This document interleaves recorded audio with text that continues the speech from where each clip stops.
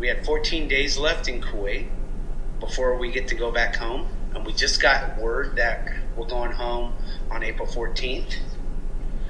So that was April Fool's Day, I guess. Or no, it was March 28th.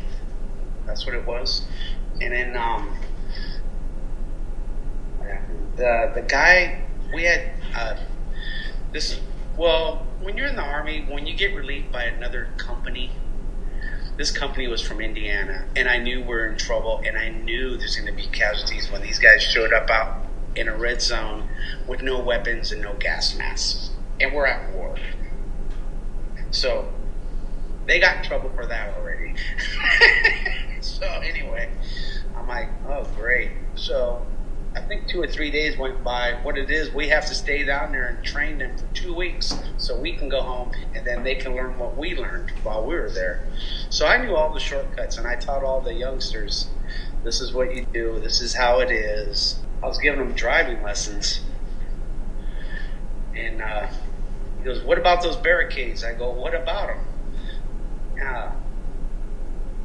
He goes, can I keep going? I said, well, yeah, I just keep going. But I didn't know he was going to go over the barricades. I thought, you're going to go around the barricade because there's a big cliff right there, or a crater from a mortar hitting.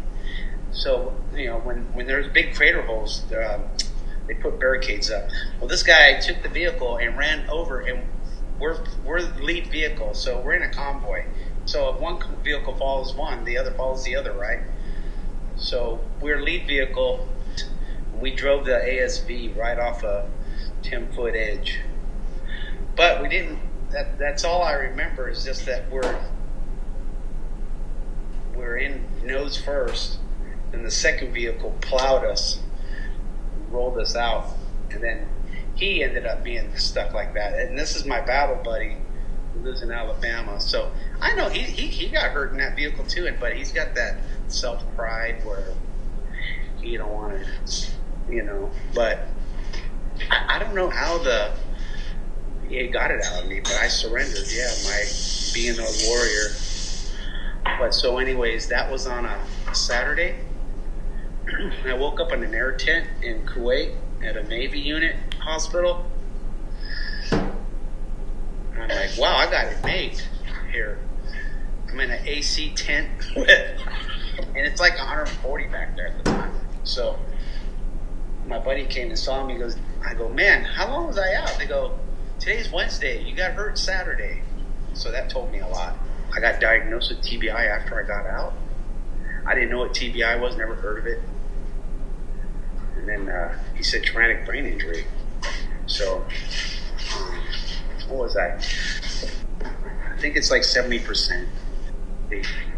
But I just now learned after that explosion we just had right now on the news, that one, it doesn't matter. There's no, even if the TBI is severe, I don't think mine's severe, but they're all still claiming mild TBI, and I don't think that's fair. There's no such thing as a mild TBI. You either got it or you don't have it. That's what I'm learning. And so anyway, when I came home from theater, I already knew I was messed up because I had twin 9-year-olds. So they're the one that I got help because of them. Come first, and kids know. And when I tell them to do something, they said, why? Because all you're going to do is yell at us. If we do get it right or if we do get it wrong, you still yell at us. You're a grouch, like Mr. Crab on SpongeBob, they said. And that offended me. Because I shouldn't have been a grouch. My mom's like that. And I could see it like, oh no, this is what I learned from my childhood. So I don't want to keep this going. So that's how I got help with the VA, because of them. And then one thing that led to another, the foundation of recovery with the alcohol and the drug use. And then I cleared that out. Basically everything the VA taught me, how to walk my talk. Because I always talked my way out of stuff. Always. I could always talk. So I knew I had to give the gab.